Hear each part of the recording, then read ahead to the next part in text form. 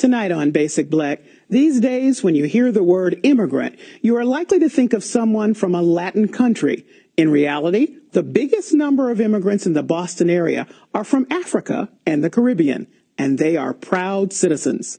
Next on Basic Black, becoming Black Americans.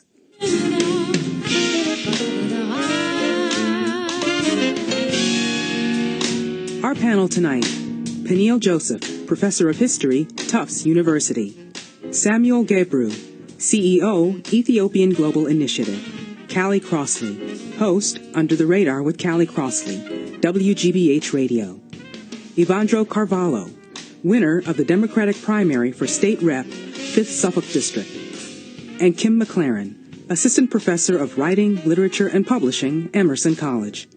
To join the conversation, please visit our website at basicblack.org. Well, one of the things that people continue to think of when they hear that word immigrant are people from Latin countries. That just automatic goes to Latinos. I think it's a surprise for people that there are the numbers and the growing numbers of Africans and folks from the Caribbean who have more than doubled in the state of Massachusetts and across the nation. We're now talking about 1.8 immigrants from these countries. By the way, the immigration reform that we talk about all the time, or we hear talk about, is, I don't know if they're ever going to get it through Congress, really does involve people from other countries. Yeah. We just don't hear about it, you know. Yeah. So I wondered if I start out with you, Samuel, and then I'm going to come to you, Evandro. What do you think is the biggest misconception about both the number of immigrants and who you are from African and Caribbean countries in Massachusetts? What's the biggest misconception? Well, I think, there's one issue of, when you think of immigrant, again, going back to a lot of people just assume Mexico or something, mm-hmm. and it's a very misguided perception of what immigration is or who immigrants are. The other thing is, coming from Africa, there are always different other issues between your language or your culture.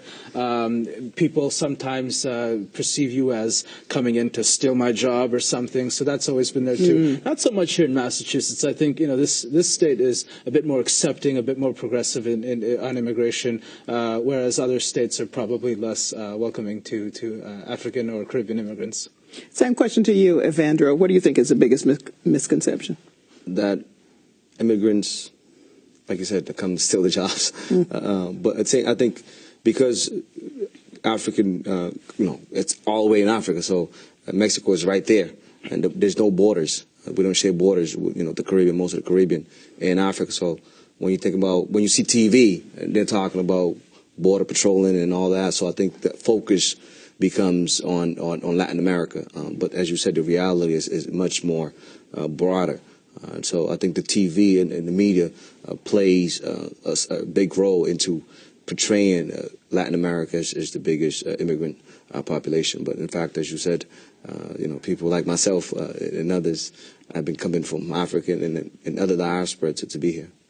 Do you think, Kim, that people make a distinction? If we hear that you have a slight accent, but Massachusetts, there's so many accents going on. Right. Maybe it's a little bit different scenario. That people have a different sense in their mind who an African person is and who an African American person is.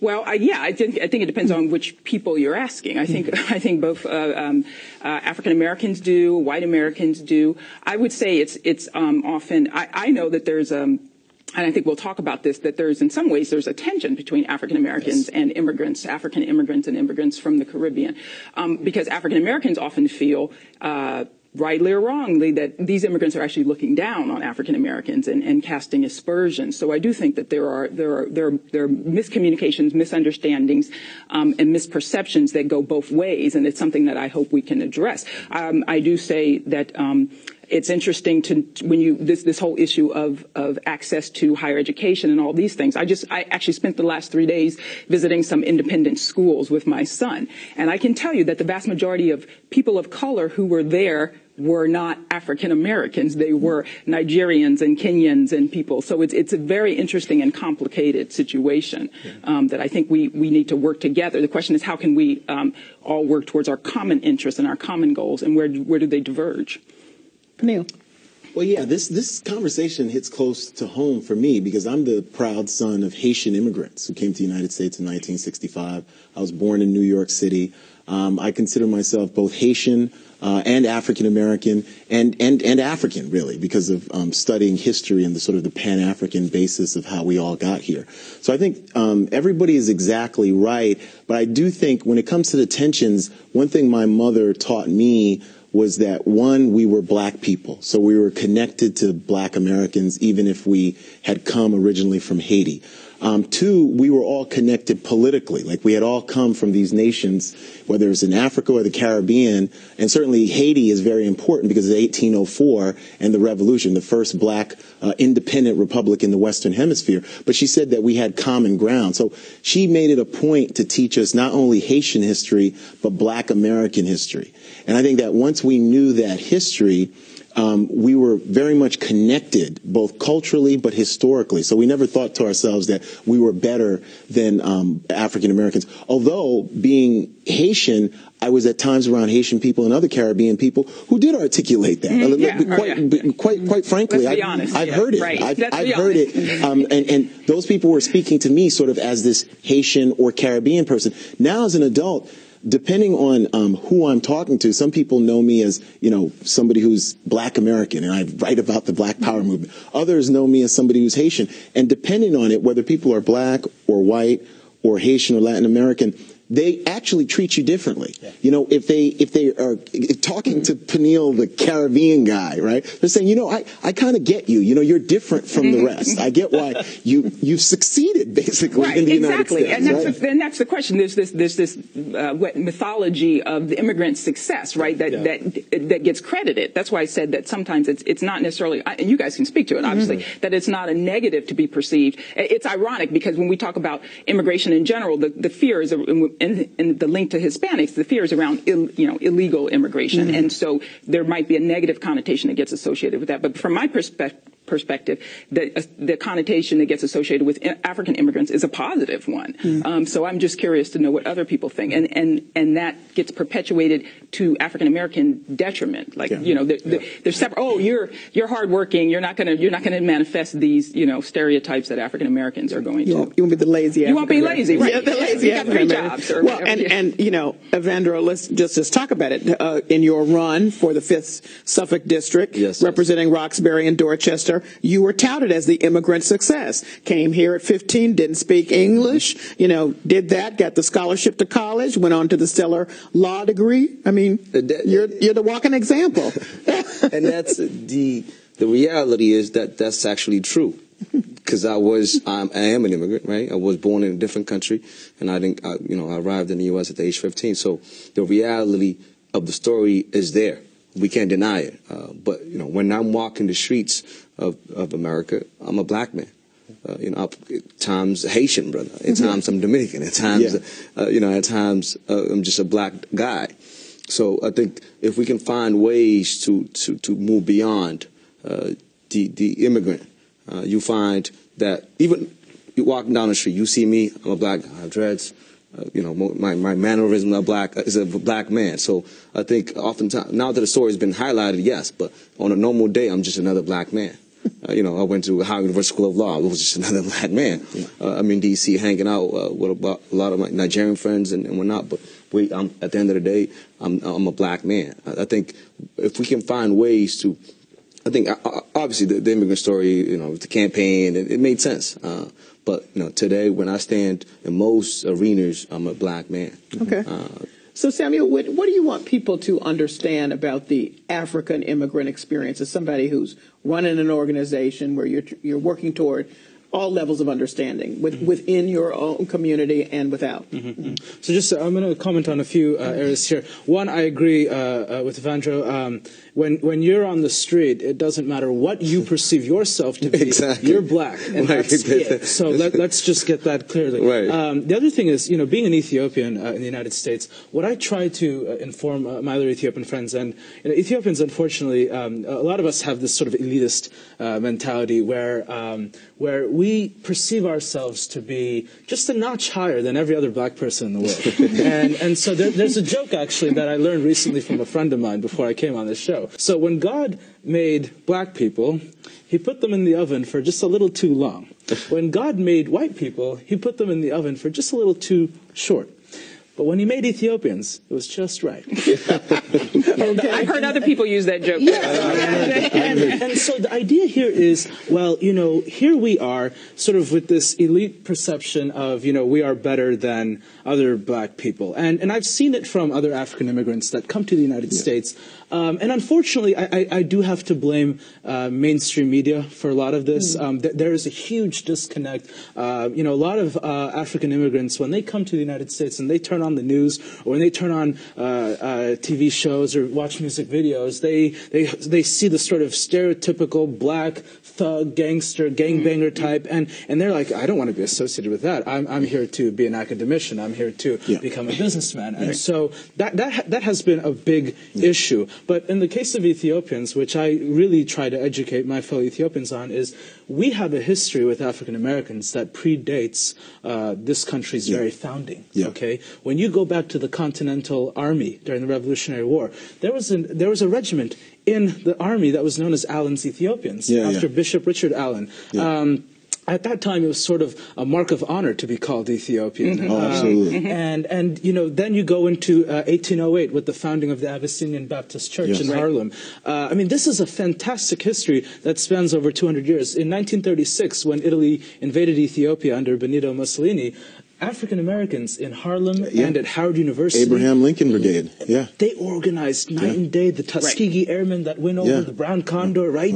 These people really sacrificed their very lives for Ethiopia and this image of Ethiopia. And history can save us here, because part of the problem when it comes to tensions is a couple of things. One, amongst Caribbean and African immigrants not knowing the African American story, but then two, predominantly white institutions playing games. And the way in which they play games is that they pick the best blacks and the blacks that they want, right? And what's interesting is that it's people like Dr. King and Fannie Lou Hamer who opened up the struggle for all of us, right?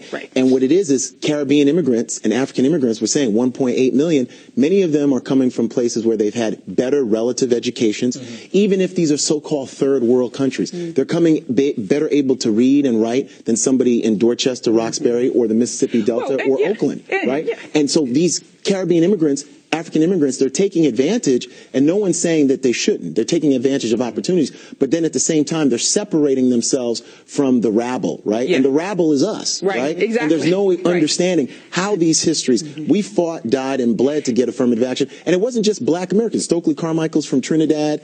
Septima Clark's mother was Haitian. So it's all of us, but new immigrants, and we see it in the novels like Americana, right? We see it, which is 100% brilliant. Because she shows, let's say who the author is. She shows the dialectic, the nuances where there are some Nigerians who act as if they don't know, but then there's some in her novel who get it and who get the subtleties that are going on, and that they're really climbing on the backs of black Americans. Exactly, and that's very important. And in some ways, it's even to be expected, because every immigrant group, Irish, Italian, every immigrant group has come into America. The way you become white in its essence is to stand on the backs of African Americans, right? So in some ways, these black immigrant groups are simply mimicking the immigrant experience, right? The Irish were considered lower class until they, kind of achieved whiteness Well, there's a book called How the Irish Became White. And largely the way you become white is by rejecting blackness, is by disassociating yourself from African Americans, right? So it's almost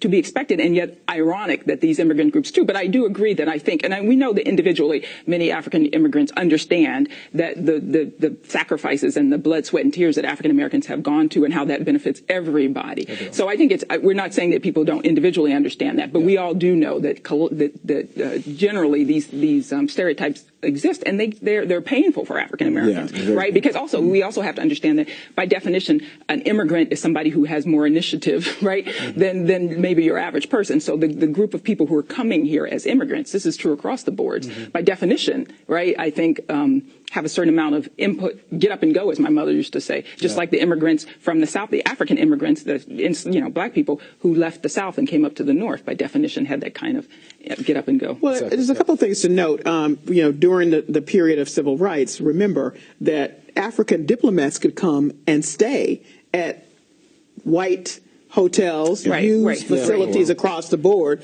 where African Americans looked the same, could not. Yeah. And there was a difference made. That was felt. A lot of tension built up around that.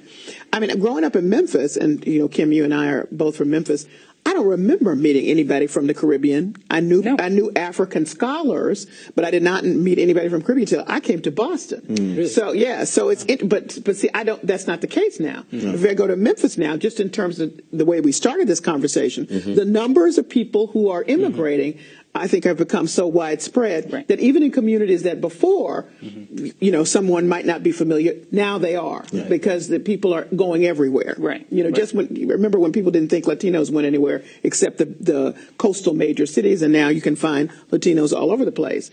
Same thing for, black immigrants. They're in many communities, and I think that's made for a beginning of a dialogue in any way. But guess what? If all those forces come together, it's quite a political force. So as people are commenting on the numbers increasing in Massachusetts, the question becomes, well, what is the impact on Massachusetts and, for that matter, the rest of the nation? What do you think is the impact? I think the one thing to consider just with the African community in this Commonwealth, you have about 100,000 Africans. Imagine if they were all U.S. citizens, registered to vote, and actually voting.